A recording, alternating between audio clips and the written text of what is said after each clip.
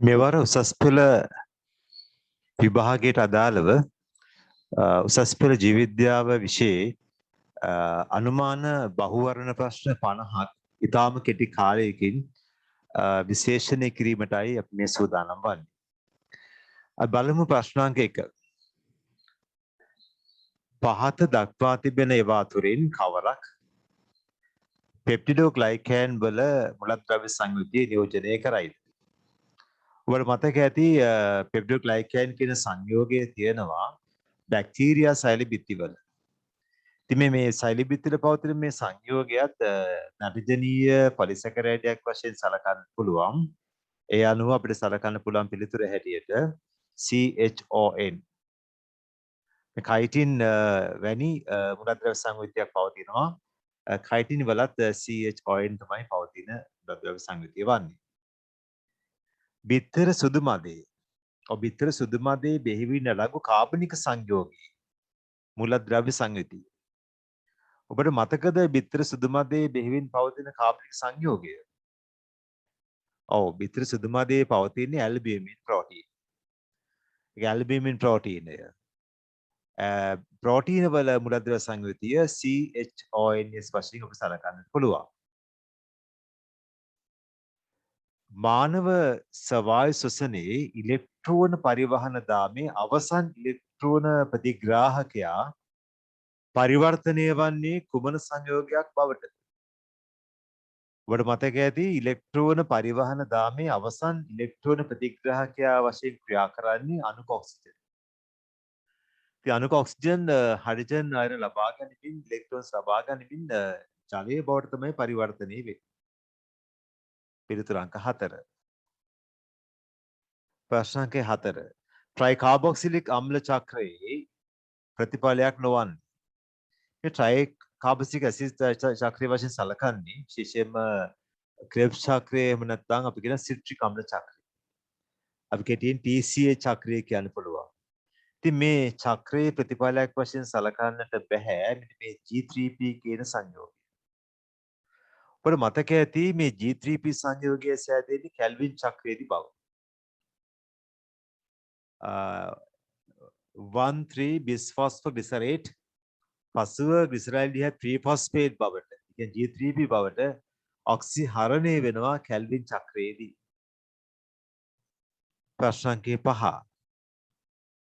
ශ්වසනයේ මේද අම්ල සම්බන්ධ වේගය අධිර වන්නේ.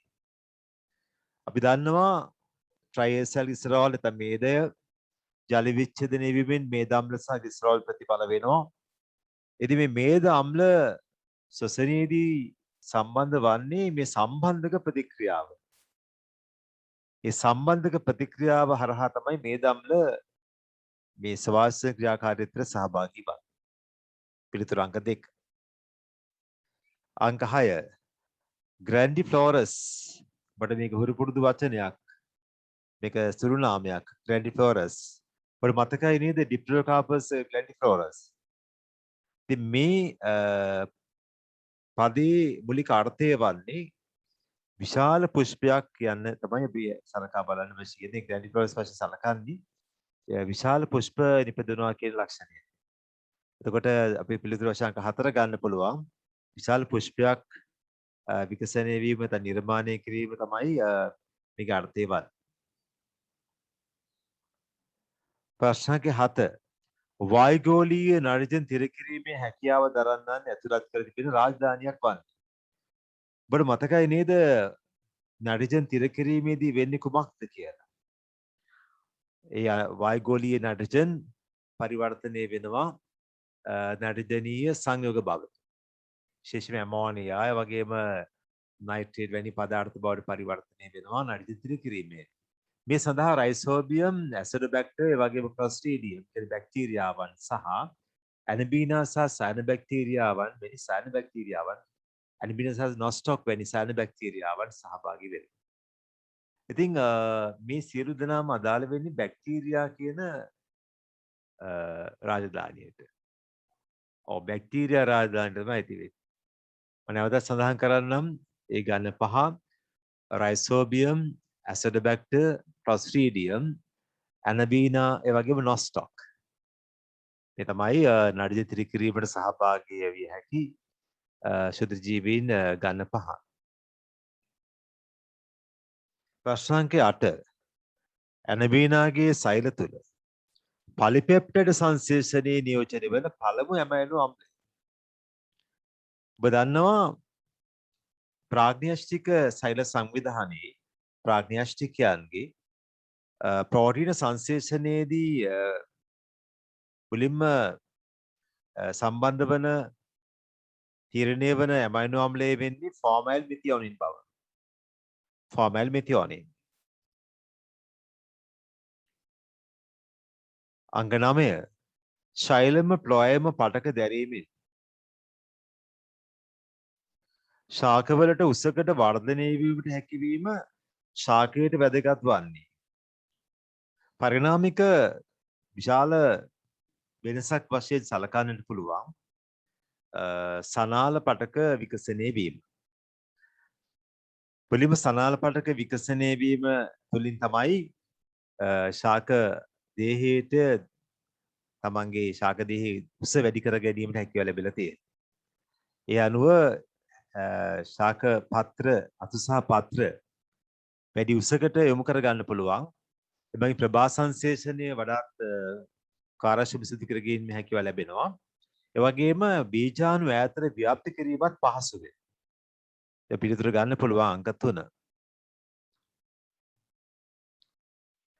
අංක 10 නිරූපණය වන රූප සටහන ඔබට අනිවාර්යයෙන්ම වැදගත් වේ විභාගයේදී මේ දකින්නේ සංකේතුවක දික්කඩක්. සංකේත දික්කඩක් තමයි මේ රූපේ පෙන්වුම් කරලා තියෙන්නේ. ඔබ දන්නවා සිරජින්ලා ජීවන චක්‍රය පිළිබඳව සලකා බැලුවොත් ඒකේ විශේෂ ව්‍යුහයක් තමයි සංකේතුව කියලා කියන්නේ. සංකේතයේ මේ ආකාරයට මධ්‍ය අක්ෂයක් තිබෙනවා. ඒ මධ්‍ය අක්ෂය වටේට විශේෂයෙන්ම සර්පිලාකාරව බීජාණු පත්‍ර සංවිධානය වෙනවා. මම නිරූපණය කරන්නේ ශුද්‍ර බීජාණු පත්‍රය. මේ පහලින් තියෙන මහ බීජාණු පත්‍රය. ශුද්‍ර බීජාණු පත්‍රය පාදයේම තිබෙනවා ශුද්‍ර බීජාණු දානිය. මම මේක මේ නිල් පාටින් පෙන්වුම් කරා. මේ තියෙන්නේ ශුද්‍ර බීජාණු දානිය. මේ ශුද්‍ර බීජාණු දානිය. මේ තුල ශුද්‍ර බීජාණු මාතෘ සෛල උණ නිභාජනය වීමෙන් ශුද්‍ර බීජාණු ගොඩක් රාශියක් නිපද වෙනවා. ඔක මේක ගුණයි. ඒ වගේම මේ තියෙන්නේ මහ බීජාණු හතරක් ප්‍රතිඵල වෙනවා මහ බීජාණු දානියක් තුළ. මහ බීජාණු දානියක මහ බීජාණු හතරක් ප්‍රතිඵල වෙන මහ බීජාණු මාතෘ සෛලයක් උණ නිභාජන ලක් වීමෙන් මහ බීජාණු හතරක් ප්‍රතිඵල වෙනවා. ඒ ආශ්‍රිත තියෙන මහ බීජාණු පත්‍රය. එන අපිට දැන් පේනවා මේ A වශයෙන් සලකන්න පුළුවන් ශුද්‍ර බීජාණු වශයෙන් සලකන්න පුළුවන් ශුද්‍ර බීජාණු අභ්‍යන්තරයේ තියෙනවා. B වශයෙන් සලකන්න පුළුවන් මහ බීජාණු පත්‍රය. C වශයෙන් සලකන්න පුළුවන් මහ බීජාණු. ඒ අනුව වෙනවා මේ අංක 3 පිළිතුර වඩාත් ගැලපෙනවා නිවැරදි පිළිතුරක් හැටියට. A කියන්නේ ශුද්‍ර බීජාණු, B වශයෙන් සලකන්නේ මහ බීජාණු පත්‍රය, C වශයෙන් සලකන්න පුළුවන් මහ බීජාණු.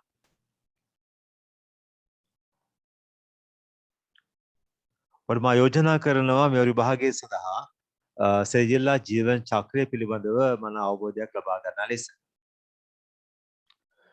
අංක 11 බාහිර සංසේචනයක් පෙන්වුම් කරන සතුන් ඇතුළත් වංශය. විතර මේ වගේ බහුවර්ණ ප්‍රශ්න ලැබෙනවා.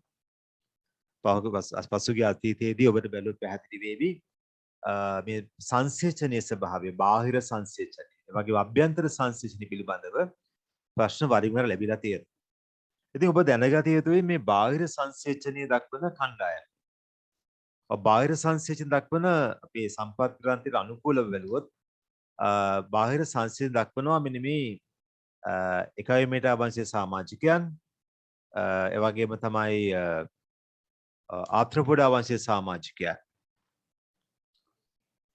ඔව් අපිට ගන්න පුළුවන් එකයි මේටා වංශයේ සමාජිකයන් ගන්න පුළුවන් ඊට අමතරව තවත් වංශයක් අපේ සම්පත් ග්‍රන්ථයේ සඳහන් වෙන ඇන්ඩීඩා වංශය. ඇන්ඩීඩා වංශයේ සඳහන් වෙනවා මේ බාහිර සංසේචනය වෙන සතුන් ඇතුළත් වෙන වංශයක් හැටියට මා වංශ දෙකක් නැවත නම් කරනවා. ඒ තමයි එකයිමේටා වංශය සහ වගේම ඇන්ඩීඩා වංශය. ඔස්ට්‍රික්තියස් වර්ගයේ බොහෝ සමාජිකයන් ඔස්ට්‍රෙක්ටේස් වර්ගයේ බොහෝ සමාජිකයන් පෙන්වු කරනවා බාහිර සංසේචනය. ඒ වගේම තමයි ඇම්ෆීබියා වර්ගයේ සමාජිකයන් නිරූපණය කරන්නේත් බාහිර සංසේචනය. ඒ අනුමත වංශ දෙකක් නම් කළා ඇන්ටිඩා වංශය සහ එකමෙටා වංශය හැටියට. ඒ වගේම ඔස්ට්‍රෙක්ටේස් වර්ගයේ බොහෝ සමාජිකයන් වගේම ඇම්ෆීබියා වර්ගයේ සමාජිකයන් පෙන්වු කරන්නේ බාහිර සංසේචනය. ඒ අනුව අපිට පිළිතුරු අංක 4 ගන්න පුළුවන් ඊට අදාළව. ප්‍රශ්න අංකය 13. ඔබට පැහැදිලිව අවබෝධයක් ලැබිලා තියෙන්නට ඕනි මේ වංශවල තියෙන විවිධත්වයේ ස්වභාවය පිළිබඳව. වැඩිම වංශ සංඛ්‍යාවක් නිරූපණය වෙන්නේ විවිධත්වයේදී වෙන්නේ ආත්‍රපොඩා වංශය. ඒ වගේම අඩුම විශේෂ විවිධත්වයක් නිරූපණය කරන්නේ එකමෙටා වංශයේ සමාජිකයන්. විශේෂයෙන්ම ආත්‍රපොඩා වංශයට අදාළව විශේෂ දසලක්ෂයක් පමණ පවතින වාර්තා වෙනවා. ඊට අමතරව එකමෙටා වංශයට අදාළව විශේෂ 7000ක් පමණ සොයාගෙන ඇති බව තමයි වාර්තා වෙන්නේ. ඒ අනුව වැඩිම විශේෂ විවිධත්වයක් නිරූපණය වන වංශය කුමක්ද? ආත්‍රපොඩා වංශය. වගේම අඩුම විශේෂ විවිධත්වයක් නිරූපණය වන්නේ එකමෙටා වංශය තුලයි. ඔබ දන්නවා සියලුම එකමෙටාවන් ජීවත් වෙන කරලිය පරිසරයේ බව. දැන් බලමු අපේ ප්‍රශ්න අංකය 14. සත්වයකට බහිස්සැකිල්ලක් තිබෙනවලු. ඒ වගේම අසීමිතික දේහයක් පවතිනවා කියනවා. ඒ වගේ රේත්‍රිකාවක් පවතිනවා. මේ රේත්‍රිකාවක් කියන්නේ කොහොමද? රේත්‍රිකාවක් කියන්නේ කයිටිනීමේ ප්‍රසර සහිත දිවක් බඳු ව්‍යුහයක්. විශේෂයෙන්ම ශාක භක්ෂණයේ යෙදෙන මොලුස්කාවන් තමයි මේ ගොළුබෙලන් වැනි මොලුස්කාවන් තමයි රේත්‍රිකාවක් පවත්වගෙන ඒ ශාකමය කොටස් අධිග්‍රහණය කරන්නේ.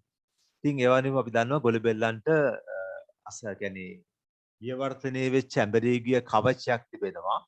ඒ නිසා අසම්මිතික දේහ සංවිධානය තමයි නිරූපණය වන්නේ. ඒ වගේම තමයි බහිස්සැකිල්ලක් පවතිනවා, කවචයක් පවතිනවා. ඒ අනුව අපිට ගන්න පුළුවන් පිළිතුරු අංක 4. දැන් මෙවැනි අංක 15 මෙවැනි ප්‍රශ්නයක් ඔබගේ විශේෂම තාර්කික බුද්ධිය වගේම විශේෂණ හැකියාව පිළිබඳව මන බලන ප්‍රශ්නයක් සලකන්න පුළුවන්. මෙවැනි ප්‍රශ්නත් බොහෝ සුළු වශයෙන් ලැබෙනවා අපේ ප්‍රශ්න පත්‍රයේ. ඉතින් කැරට් මුලාකන්ද පටක ඇසුරෙන් ක්ලෝරයිඩ් අයන අවශෝෂණයට සක්‍රීය පරිවහනය, ඒ කියන්නේ ATP වල ශක්තිය වැයවන සක්‍රීය පරිවහන ඉවහල් වන බව නිරූපණය කිරීමට යෝග්‍ය ප්‍රස්ථාරය කුමක් විය හැකිද මේ ප්‍රශ්න පත්‍රයේ ප්‍රශ්න අහලා තියෙනවා. යෝග්‍ය ප්‍රස්ථාරය තෝරන්න වෙන ප්‍රස්ථාර විතර 5ක් දීලා තියෙනවා. මම නැවත ප්‍රශ්න සලකා බලන්නම්. කැරට් මුලාකන්ද පටක ඇසුරෙන් ක්ලෝරයිඩ් අයන අවශෝෂණයට සක්‍රීය පරිවහනය ඉවහල් වන බව නිරූපණය කිරීමට යෝග්‍ය ප්‍රස්ථාරය කුමක් විය හැකිද? මේකයි ප්‍රශ්නේ. ඔබට මතක් වෙන්න ඕනේ දැන් ATP බෙහෙවින් නිපද වෙන්නේ ඉලෙක්ට්‍රෝන පරිවහන දාමයේ. එහිදී අවසන් ඉලෙක්ට්‍රෝන ප්‍රතිග්‍රාහකය වශයෙන් ඔක්සිජන් තමයි ක්‍රියාත්මක වෙන්නේ. ඉතින් වේගයෙන් ශ්වසනය කරන්න අවශ්‍ය නම්, වේගයෙන් ATP නිපදවීම අවශ්‍ය නම් බෙහෙවින් ඔක්සිජන් භාවිතා කරමින් ඒ ඉලෙක්ට්‍රෝන පරිවහන දාමයේ වේගවත් කර ගැනීම අවශ්‍යයි. ඒ අනුව ඔක්සිජන් අවශ්‍යතාවය වැඩි වෙනවා. එතකොට වැඩි වශයෙන් වේගයෙන් සිදුවෙන ඉලෙක්ට්‍රෝන පරිවහන දාමය බෙහෙවින් ATP නිපද වෙනවා. බෙහෙවින් ATP භාවිතා වෙනවා මේ සක්‍රීය පරිවහනයේට. ඒ අනුව ඔක්සිජන් සාන්ද්‍රණය වැඩිවීමත් සමග ක්ලෝරයිඩ් අවශෝෂණ වේගය වැඩි වෙන බව වාර්තා වීමෙන් තහවුරු වන්නේ මෙය සක්‍රීය ක්‍රියාවලියක් වන බවයි. පිළිතුරු අංක 2 ගන්න පුළුවන් මේ සඳහා පිළිතුර හැටියට.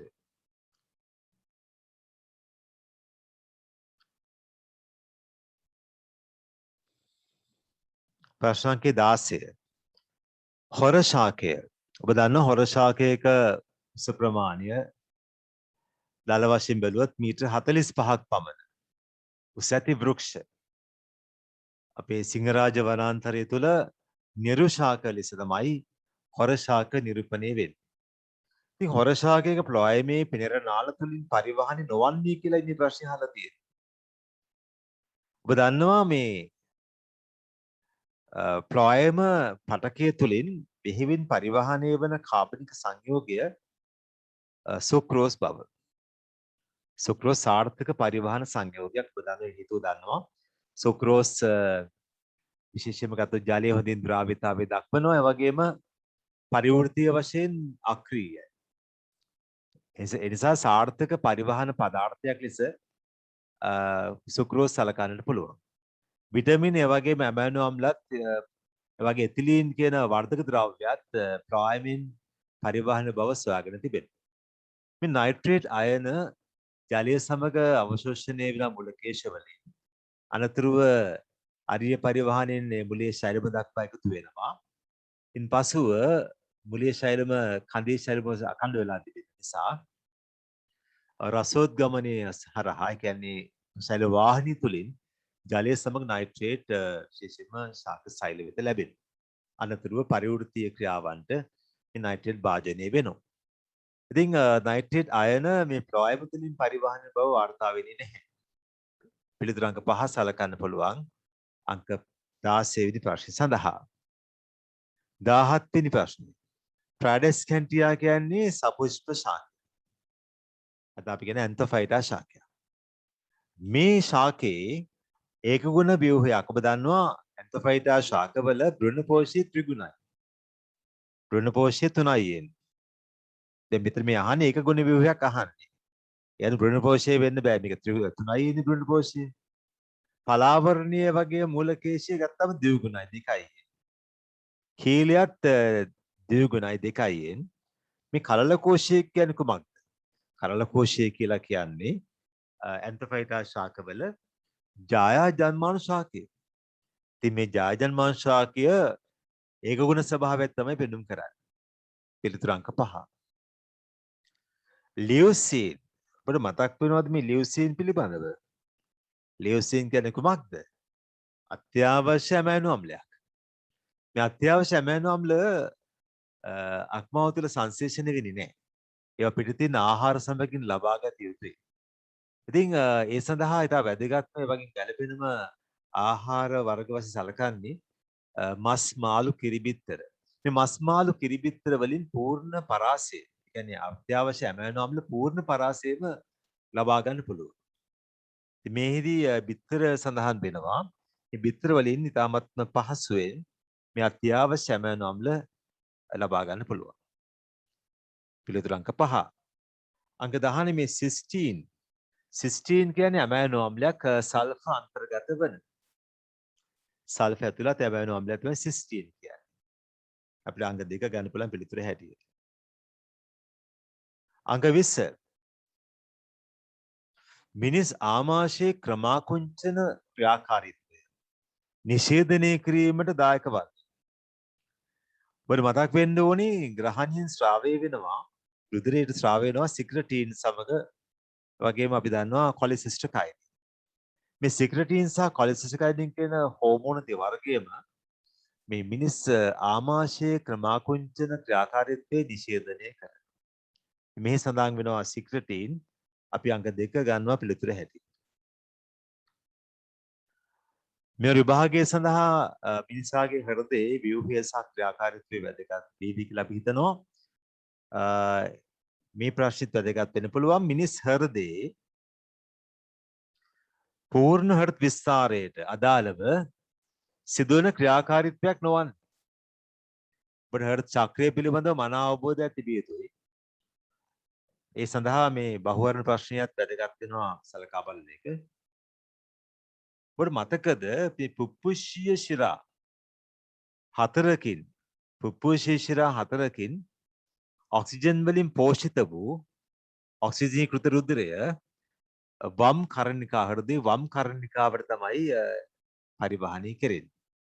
දැන් මේ ප්‍රකාශයේ සඳහන් වෙනවා ඔක්සිජන් ඌන රුධිරය කියලා. ඒක සම්පූර්ණ වැරදි අදහසක් දීලා තියෙනවා. ඒ නිසා පිළිතුර අපිට ගන්න පුළුවන් අංක 4.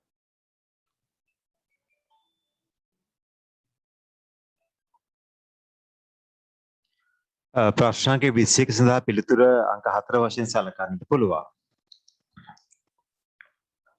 ප්‍රශ්න අංක 22. මිනිසාගේ ආහාර මාර්ගය තුළදී අපිච්චද සෛල තුළට අවශෝෂණය නොවන සංඝටකයක් වන්නේ කුමක්ද කියලා අහලා තියෙන්නේ. අපි දන්නවා මේ ට්‍රයිග්ලිසරයිඩ් අපිච්චද සෛල තුළ අවශෝෂණය වන්නේ නැහැ. පිළිතුර අංක 1. ප්‍රශ්න අංක 23. මිනිසාගේ ශ්‍රාවය වන අග්න්‍යාශික යුෂයේ සංඝටකයක්සේ නොපවතින. අපි දන්නවා අපේ අග්න්‍යාශය අන්තරාසර්ග වගේම බහිරාසර්ග කෘත්‍යයක් දක්වන ග්‍රන්ථි. ඒ අනුව අග්න්‍යාශයේ තිබෙන බදරිකා සෛල මගින් අග්න්‍යාශ විෂය ශ්‍රාවය කරවනවා. විශේෂයෙන්ම අග්න්‍යාශය තුළ අග්න්‍යාශික එන්සයිම් පවතිනවා. ඒ වගේම බයිකාර්බනේට් අයන පවතිනවා. ඊට අමතරව අපි දැනගන්න අවශ්‍යයි මෙන්න මේ අග්න්‍යාශ විෂයට කිසිම අවස්ථාවක ඒකේ සෑදෙන හෝමෝන් එකතු වන්නේ නැහැ. අග්න්‍යාශයේ පවතින ලැංගිහන් දීපිකාව ඇල්ෆා සහ බීටා සෛල වලින් තමයි මේ හෝමෝන ඉපදවා ශ්‍රාවය කරන්නේ රුධිරය. ඇල්ෆා සෛල වලින් ග්ලුකගන් ශ්‍රාවය කරනවා. ඒ වගේම බීටා සෛල මගින් ඉන්සුලින් ශ්‍රාවය කරනවා. එසා මෙතන මේ අග්න්‍යාශ විෂය තුළ ග්ලුකගන් කියන හෝමෝනිය පවතින්නට බෑ. 24 මානව රුධිර ප්ලාස්මාව පිළිබඳ එකඟ විය නොහැකි ප්‍රකාශය තෝරන්න කියලා කියනවා. ඔව් අපි දන්නවා මේ රුධිර ප්ලාස්මාව පිළිබඳව සලකා බැලුවොත් මේ ප්ලාස්මාව තුලදී කාබනික් ඇන්හයිඩ්‍රේස් එන්සයිමේ ක්‍රියාකාරීත්වයක් නැහැ. මේ කාබනික් ඇන්හයිඩ්‍රේස් එන්සයිමේ ක්‍රියාත්මක වෙන්නේ රතු රුධිර අණු තුල. ඔබට ඒක මතක් වෙන්න ඕන. විශේෂයෙන්ම ප්ලාස්මාවේ සිට රතු රුධිර අණු තුලට ඇතුළු වෙනවා. විශේෂයෙන්ම මේ කාබන් ඩයොක්සයිඩ්. එකතු වෙනවා කාබන් ඩයොක්සයිඩ්. ඉන් අනතුරුව විශේෂයෙන්ම කාබනික් ඇන්හයිඩ්‍රේස් එන්සයිමේ ආධාරයෙන් එයපත් වෙනවා බයිකාබනේට් බවට. ඉතින් මෙන්න මේ පරිවර්තනය ඔබට මතක තියෙන්නට ඕනේ. විශේෂයෙන්ම කාබන් ඩයොක්සයිඩ් රතු රුධිර අණු තුලට විසරණය වෙන පසුව කාබනික් ඇන්හයිඩ්‍රේස් එන්සයිමය මගින් කාබන් ඩයොක්සයිඩ් ජලය සමග සම්බන්ධ කරවලා බයිකාබනේට් අයන සමග හයිඩ්‍රජන් අයන සෑදීම උත්ප්‍රේරණය කරනවා. අදාළ එන්සයිමේ වෙන්නේ කාබනික් ඇන්හයිඩ්‍රේස් එන්සයිම්. ඒක පිළිතුරක් ගන්න පුළුවන් අංක 3. ප්‍රශ්න අංක 25. මිනිසෙකු ආහාර ගිලින විට එතන හිස්තැනක් තියෙනවා. ඊළඟ චලනය වී තවත් හිස්තැනක් තියෙනවා. මගින් ශ්වාසනාල ద్వාරයේ වැසී යාමට සලස්වයි. අපි අහනවා මේ හිස්තැන් සඳහා යෙදීමට ගැලපෙන පද මොනවද කියලා. දැන් බලන්න හොඳට ප්‍රශ්න දිහා බලන්න. මිනිසෙකු ආහාර ගිලින විට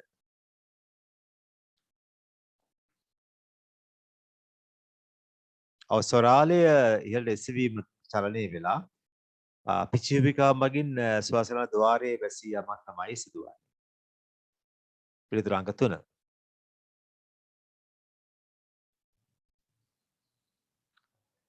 ප්‍රශ්න අංක 26. දැන් මේ කශේරුකා සම්බන්ධ ප්‍රශ්නයක් දීලා තියෙන්නේ. තීර ප්‍රසරවල ඡිද්‍ර පවතින කශේරුකා ඔබ දන්නවා ග්‍රයිවී කශේරුකා බව. ඒ ග්‍රයිවී කශේරුකාවල තමයි තීර ප්‍රසරවල ඡිද්‍ර යුගලක් පවතින්නේ. ඒ අනුව එම ග්‍රයිවී කශේරුකා මගින් තමයි මේ ග්‍රයිවී වක්‍රතාවය පිළියෙල කරන්නේ. පිළිතුර අංක 3.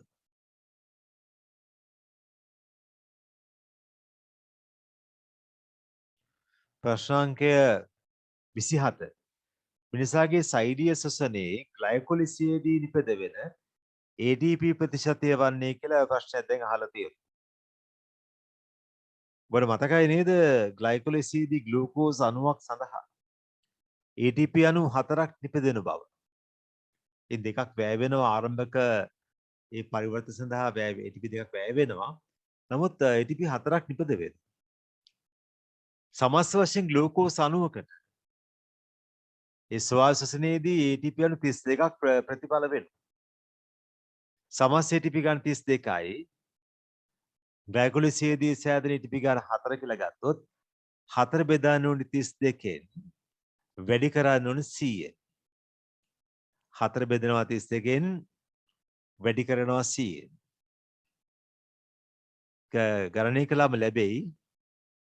ඔබට අගයක් ලැබෙනවා. විශේෂයෙන්ම 27 වෙනි ප්‍රශ්නය සඳහා 12.5 කියලා අගයක් ලැබෙයි. right. ප්‍රශ්නාංක 28. මානව සංසේචනයේදී ශුක්‍රාණුවක් ගමන් නොකරන ස්ථානයක් වන්නේ. ඔබට මතකයි නේද මේ ශුක්‍ර ආශේකා ගැන? ශුක්‍ර ආශේකා තුළට ශුක්‍රාණු ගමන් කරන්නේ නැහැ. නමුත් අපේක්ෂණය හරහා උත්තර මාර්ගය තුලින් යෝනි මාර්ගය හරහා ගර්භාෂය ප්‍රණාලය වෙතට ශුක්‍රාණු ගමන් කරනවා. පීනගෙන යනවා. හැබැයි ශුක්‍ර ආශිකා තුළ ශුක්‍රාණු ප්‍රවේශයක් නැහැ. පිළිතුර වෙන අංක 5. ප්‍රශ්නාංකයේ 29. මේ ප්‍රශ්නේ අදාළ වෙන්නේ ප්‍රෝටීන සංශ්ලේෂණයට අදාළවයි ලැබෙන්නේ. සෝනියස්ටික පොලිපෙප්ටයිඩ් සංශ්ලේෂණයට අදාළ නොවන්නේ. හොඳට බලන්න පිළිතුරු 5. න්‍යෂ්ටිය තුළ ප්‍රතිලේඛනය ක්‍රියාත්මක වෙනවා. එදී අර mRNA අණු සංශ්ලේෂණය වෙනවා.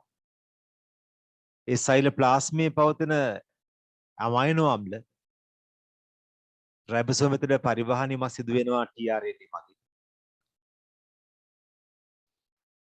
න්‍යෂ්ටිය තුළ RNA පොලිමරේස් එන්සයිමය මගින් තමයි mRNA සංශ්ලේෂණය තීරණය කරන්නේ. අංක 4 ප්‍රකාශය බලන්න හොඳින්. අණුවේ අනුපූරක දාම දෙක අතර පවතින හයිඩ්‍රජන් බන්ධන. අපි දන්නවා මේ DNA අණුවේ අනුපූරක භස්ම අතරේ හයිඩ්‍රජන් බන්ධන තියෙනවා. ඒ බන්ධන බිඳහෙලීම උත්තේරණය වන්නේ හෙලිකේස් එන්සයිමෙන් නොවේ. මේ අපි සාකච්ඡා කරමින් ඉන්නේ ප්‍රෝටීන සංශ්ලේෂණය ගැන. ප්‍රෝටීන් සංශ්ලේෂණයේදී මේ හයිඩ්‍රජන් බන්ධන බිඳහෙලීම උත්තේරණය කරන්නේ RNA පොලිමරේස් එන්සයිමෙන්. එබැවින් මෙම අංක 4 ප්‍රකාශය අසත්‍ය ප්‍රකාශය ලෙස සලකන්නට පුළුවන්. අංක 30 සෝනියස්ටික DNA ප්‍රතිවලිත වීමේදී එන්සයිමයක් ලෙස ක්‍රියාත්මක නොවන්නේ. මම යෝජනා කරනවා විභාගය සඳහා ප්‍රෝටීන සංශ්ලේෂණය, එවැගේම DNA ප්‍රතිවලිත වීම, එවැගේම විකෘති පිළිබඳව ඔබේ අවධානය වැඩි කරගන්නට කියලා. ඉතින් මේ කතා කරන්නේ DNA ප්‍රතිවලිත වීම ගැන. ඒදී DNA නියුක්ලියසස් භාවිතා වන්නේ නැහැ. restriction endonuclease enzyme මගින් DNA අණු ඇතුළත ඒ ෆොස්ෆෝඩයිස්ටර් බන්ධන විච්ඡේදනය කරනවා. මොකද එවැනි ක්‍රියාකාරීත්වයක් සඳහා මේ නියුක්ලියස් සහභාගී වන්නේ නැහැ මේ DNA ප්‍රතිවලිත වීමේදී. පිළිතුරු අංක 5 අපිට ගන්න පුළුවන්. 31 පීසම් සැටයිවම් කියන ගෙවතුමෑ ශාකය. ගෙවතුමෑ ශාකයේ උස ලක්ෂණය කැපිටල් T ප්‍රමුඛ වෙනවලු මිටි ලක්ෂණය සිම්පල් T. ඒ වගේමයි රවුම් බීජ හැඩය කැපිටල් R ප්‍රමුඛ වෙනවලු හැකලුණු බීජ හැඩය. අපි කියනවා සිම්පල් R. ඉතින් ජාන දෙක සඳහාම විශ්වවිද්‍යාත්මක F1 පරම්පරාවේ ශාක දෙකක් අතර මුහුමකින් ප්‍රතිඵල වන F2 ප්‍රජනිතයේ ද්විත්ව නිලීන රූපානුදර්ශයේ ලැබෙන ප්‍රතිශතය අහන්න. ඔබට දැන් මතක් වෙන්න ඕනි මේ F1 ප්‍රජනිතයේදී ප්‍රතිඵල වන විශ්වවිද්‍යාත්මක ප්‍රවිර්දර්ශය. capital T simple T capital R simple R. එවැනි ප්‍රවිර්දර්ශ දෙකක් අතරේ භූමිකරණයක් සිදු වෙනකොට ලැබෙන F2 ප්‍රජනිතේ ප්‍රතිඵල වෙනවා ජීවින් 16 දෙනෙක්. ඒ 16න් එකක් තමයි ද්විත්ව නිලීන තත්ත්වයේ පවතින. 16න් එකක් තමයි ද්විත්ව නිලීන අවස්ථාවට පරිවර්තනය වෙන්නේ. 16 නිකක් දිත්පලීන කියන්නේ T simple R කියන ප්‍රේදාශය ලැබෙන්නේ 16 නිකක්. එසයි ලැබෙන්නේ. 16 නික නම් 100 ගන්න පුළුවන් ගණනය කරන්න. එක බෙදීම 16 වැඩි කිරීම 100. අනේ ගණනය කිරීමේදී ලැබෙනවා 6.25ක්. 31ට පිළිතුරු අංක 1. 32 මිනිසාගේ අලිංග වර්ණදේ සංඛ්‍යාවේ වැඩිවීම හේතුවෙන් හටගනු ලබන ප්‍රවේදීගත ආබාධයක් වන්නේ ඩවුන් සහ ලක්ෂණය. 21 වෙනි වර්ණදේහවල ත්‍රිදේහතාවය නිසා තමයි ඩවුන් සහ ලක්ෂණය ප්‍රතිඵල වෙන්නේ. ප්‍රශ්න අංක 33. අලුත් ප්‍රශ්නයක්. මේ සියලු ප්‍රශ්න ඔබට අලුත් ප්‍රශ්න වශයෙන් තමයි අපි ලබා දීලා තියෙන්නේ. පහත දැක්වෙන මේ TI ප්ලාස්මිඩේ. මේ TI කියන්නේ ප්ලාස්මිඩ වාහකයක්. මේ ප්ලාස්මිඩ වාහකයට ජානයක් බද්ධ කරලා අපිට පුළුවන් බැක්ටීරියාවක් තුළ ඇතුළු කරවන්න. ඉතින් මේක විශේෂ ප්ලාස්මිඩයක් TI ප්ලාස්මිඩය. මේකේ තියෙනවා මේ විශේෂ තැන් දෙකක්. තමයි වම් tDNA මායම. මෙතන තියෙනවා දකුණු tDNA මායම. අන්නේ මායම් දෙකට අතරමැද්දෙන් E නැමැති ස්ථානය පෙන්වු කරලා තියෙනවා. අනේ ඒ ස්ථානෙට පුළුවන් මේ E ස්ථානෙට පුළුවන් අදාළ ජානය සම්බන්ධ කරන්නට. එතනටයි ගැලපෙන්නේ නව ජානයක් බද්ධ කිරීම. ඒ අනුව ඔබ මතක තබා ගන්න මේ TI ප්ලාස්මිඩ වාහකයට ජානයක් ඇතුළු කරලා බද්ධ කරනවා නම් මෙන්න මේ වම් සහ දකුණු ඒ tDNA මායම් අතරමැද්දෙන් තමයි මේ අලුත් ජානය බද්ධ කරන්නට ඕනේ. පිළිතුර E ස්ථානයේ. 34 පොයසියේ සයිප්‍රේසියේ මේ ශාක කුල දෙකක්. තෘණ විශේෂ තමයි ඇති වෙන්නේ මේ කුල දෙකට. මෙවැනි කුල දෙකට අයත් ශාක තෘණ විශේෂ බහුලව පවතිනවා විල්පත්තු ජාතික වනෝද්‍යාන. පිළිතුරු අංක 4.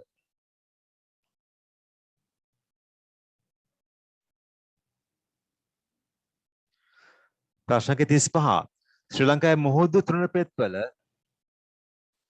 හමුවන මුහුදු තෘණ විශේෂ දෙකක් අපි දැනගත යුතුයි. මෙතන හෙලෝෆයිලා ඒ වගේම හෙලෝ ඩියුල් කියලා ගැන දෙකක් අදාළ වෙනවා. මෙතන හෙලෝෆයිලා තියෙනවා. අපිට පුළුවන් අංක 2 වශයෙන් ගන්න පුළුවන්.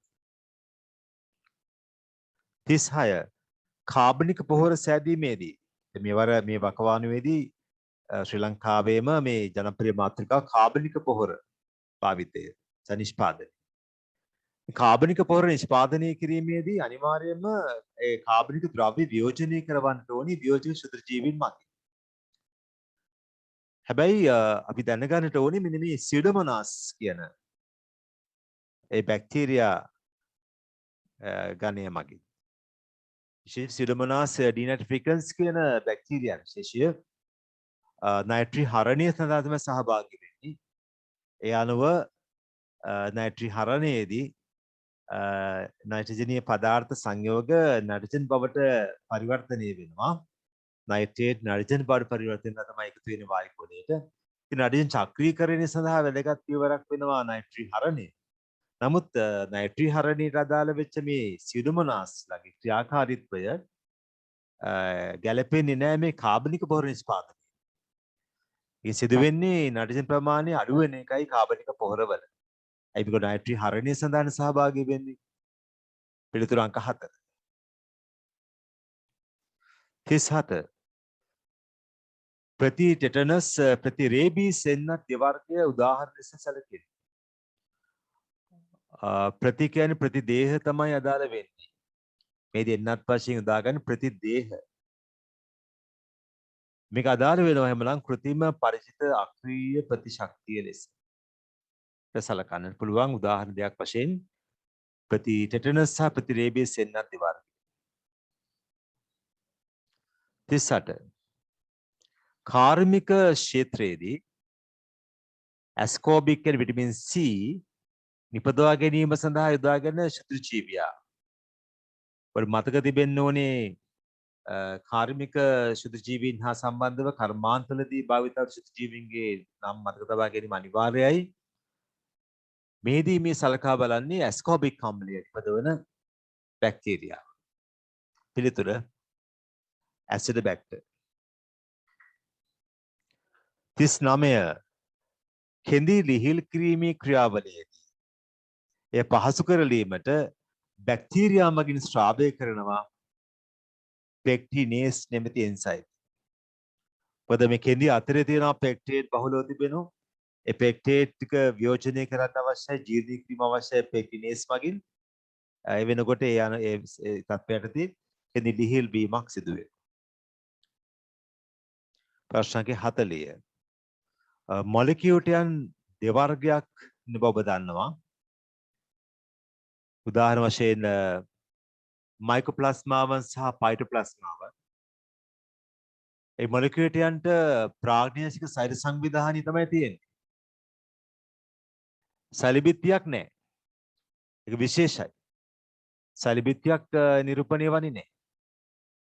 නිරූපණය වෙනවා ප්‍රාග්ඥාසික සෛර සංවිධානය. යෂ්ටි නැහැ, මධ්‍යරික්තක නැහැ, ලයිසෝම නැහැ. හැබැයි රයිබෝසෝම තිබෙනවා.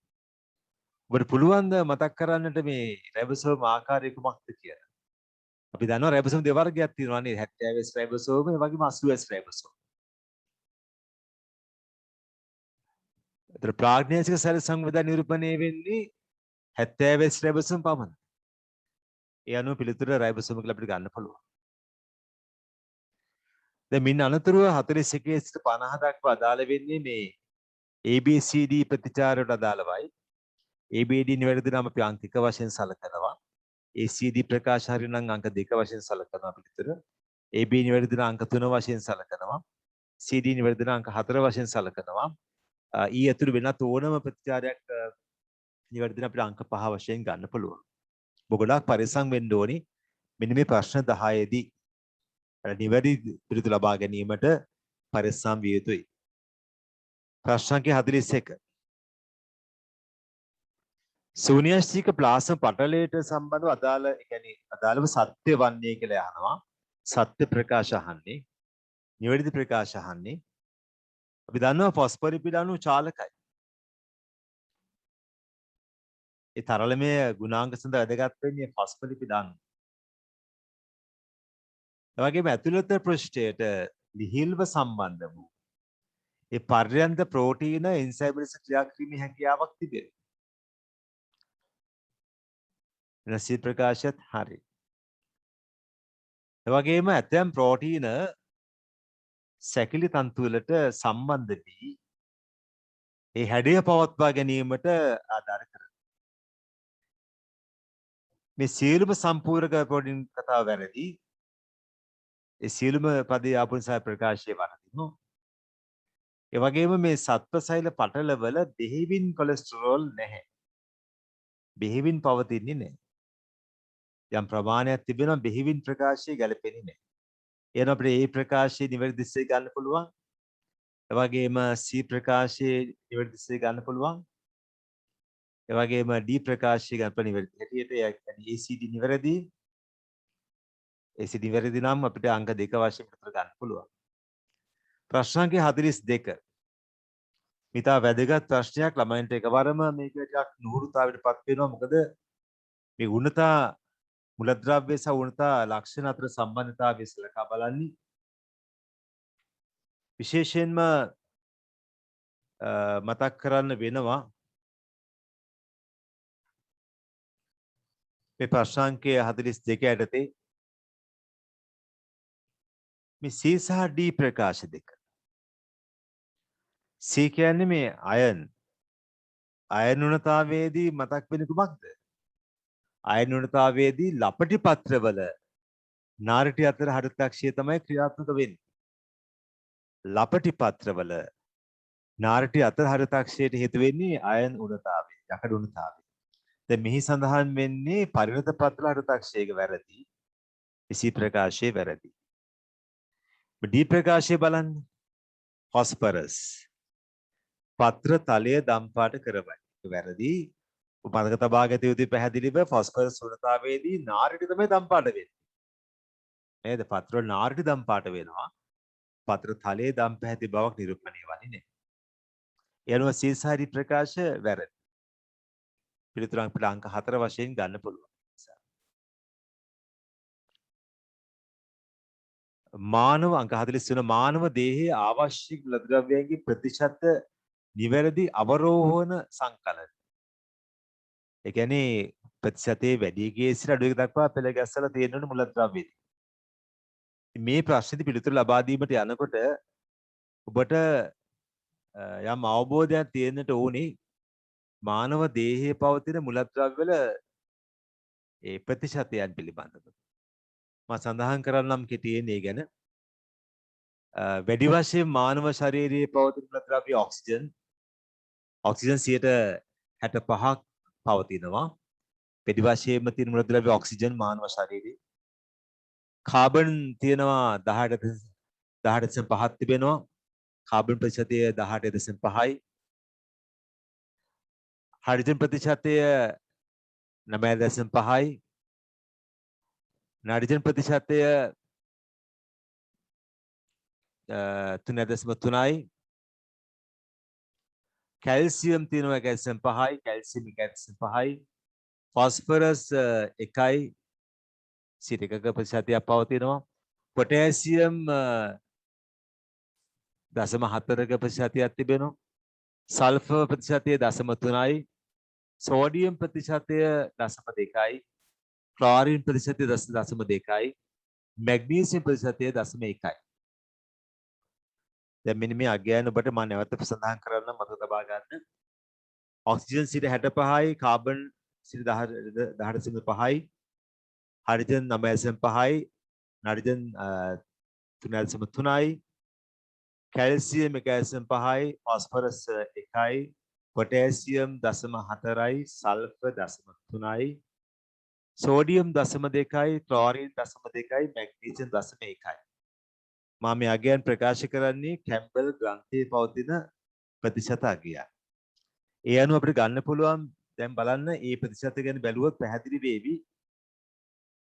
අංක 43 සඳහා අවරෝහණ සංකලන නිවැරදි අවරෝහණ සංකලන වශයෙන් ගන්න පුළුවන් අපිට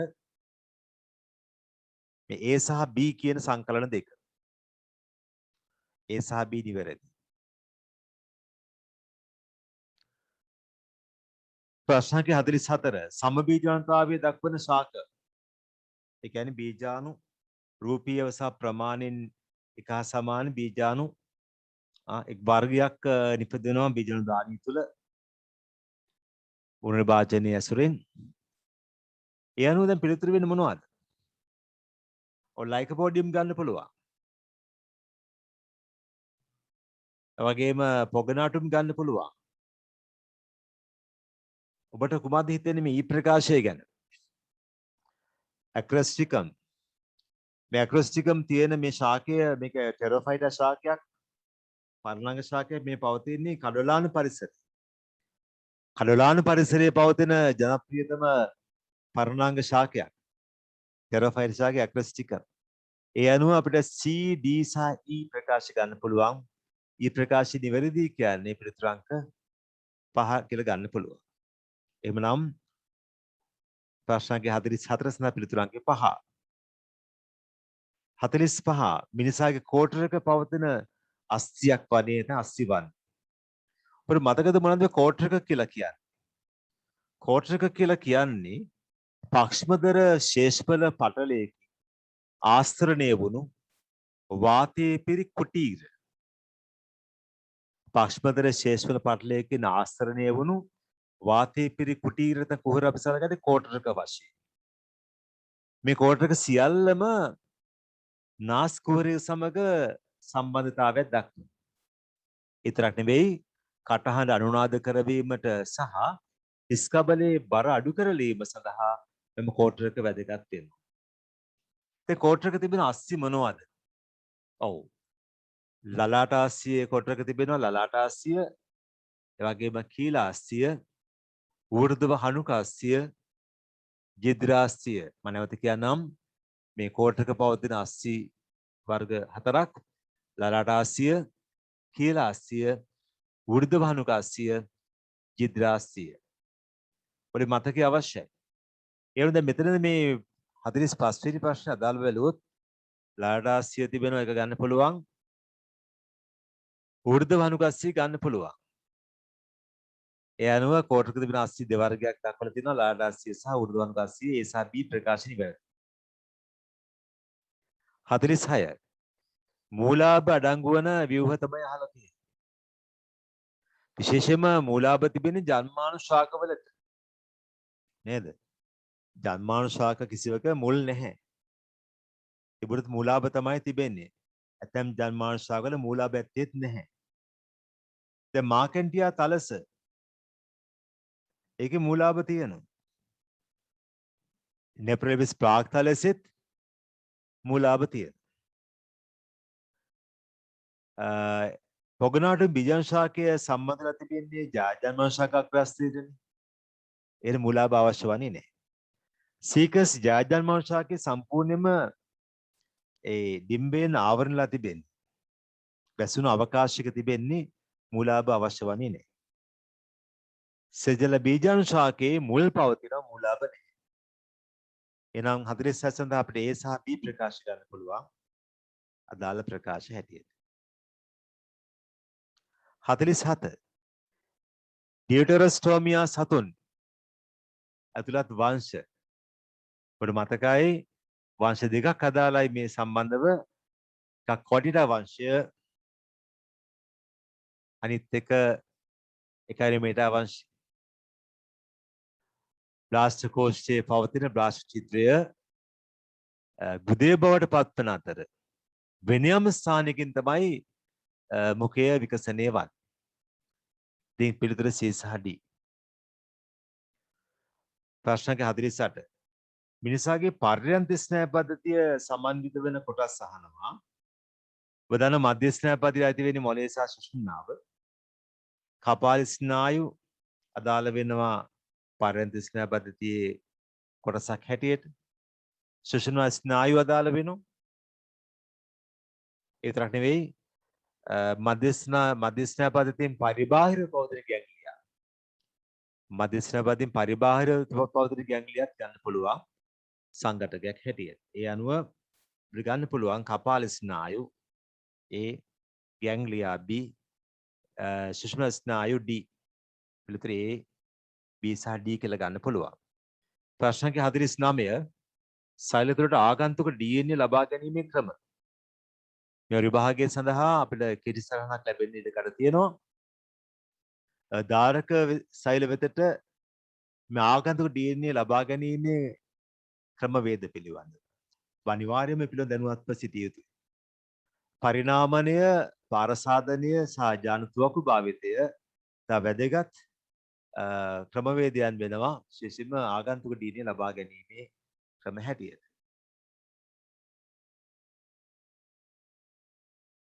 ඔබ මතකයි මේ පරිණාමණය සිදුවන්නේ ප්ලාස්මිඩ භාවිතයෙන්. පාරසාධනය වෙන්නේ බැක්ටීරියා භක්ෂක වෛරස් වල ගෙනෝම ඇසුරෙන්. ජාන තුවක්කු භාවිතයේදී රත්තරන් අංශු වටා DNA තවරලා තමයි වේගයෙන් විස්ථාපනය කරවන්නේ සෛල තුළට. ඉතාම කාර්යක්ෂම ලෙස DNA ඇතුළු කිරීමේ ක්‍රමවේදයක් සලකනවා මේ ජාන තුවක්කු භාවිතය. ප්‍රශ්න 50 ශ්‍රී ලංකාවේ පානීය ජල පවිත්‍රාගාරයේ භාවිත නොවන ක්‍රියාකාරීත්වයක්. පානීය ජල පවිත්‍රාගාරයේදී කෝලිෆෝම් පරීක්ෂාව සිදු වෙනවා. එවැගේම අවස්ථානුකූලව ඕසෝන් වගේම ක්ලෝරින් දාන්න පුළුවන්. ඕසෝන් හෝ ක්ලෝරින් භාවිත වෙනවා. ලංකාවේ වැඩි වශයෙන් ක්ලෝරින් තමයි භාවිත වෙන්නේ. විසබීජ නාශනය සඳහා ඇලම් භාවිත කරනවා. විශේෂයෙන්ම ඇලුමිනියම් සල්ෆේට් භාවිත වෙනවා මේ මැටි අංශු අවසාදනය කිරීම සඳහා. මොකද මැටි අංශු ඍණාරෝපිතයි. ඍණාරෝපිත මැටි අංශු විකර්ෂණය වෙනවා. මේ ඇලම් අංශු වටා ඒ ඍණාරෝපිත මැටි අංශු අධිශෝෂණය වීමෙන් ඉවත් කිරීම අවසාදනය කිරීම පහසු වෙනවා. මේ කාන්දු පෙරහන් භාවිතය වගේම මේ රොන්බර් අවසාදනය වන ක්‍රියාකාරීත්වයෙන් අදාළ වෙන්නේ අපජලයේ පීරියම් කිරීමේ ක්‍රමවේදය. ඒක අදාළ වෙන්නේ අප ජලය පීඩනය කිරීම. ඒ අනුව ශ්‍රී ලංකාවේ පානීය ජල පවිත්‍රාගාරයක කොලිෆෝම් පරීක්ෂාව එවැගේම ක්ලෝරින් යෙදීම හෝ ඕසොන් භාවිතය වගේම ඇලම් යෙදීම සිදු වෙනවා. එහෙනම් A B සහ D ගන්න පුළුවන් පිළිතුර හැටියට. අපි තාම කෙටි කාලයකදී අලුත්ම ප්‍රශ්න බහුවන ප්‍රශ්න 50ක් අපි විශ්ලේෂණය කළා. මෙවැනි ප්‍රශ්න විශ්ලේෂණය කරමින් හොඳ පුහුණුවක් ලබා ගැනීම අත්‍යවශ්‍යයි. අපි දන්නවා බහුවර්ණ ප්‍රශ්න පත්‍රය තුලින් ලකුණු 50ක් ලබා ගැනීමේ හැකියාව තිබෙනවා. ඉතින් අපි ඔබට ජයග්‍රහණකට ප්‍රාර්ථනා කරනවා. ඒ වගේම අපි නැවතත් මේ වැඩසටහනින් හම්බ වෙන්න බලාපොරොත්තු වෙන්නේ. මම ඔබෙන් සමුගන්නවා. මම ජීවිත ආචාර්ය රුවන්ගන මුතුගල.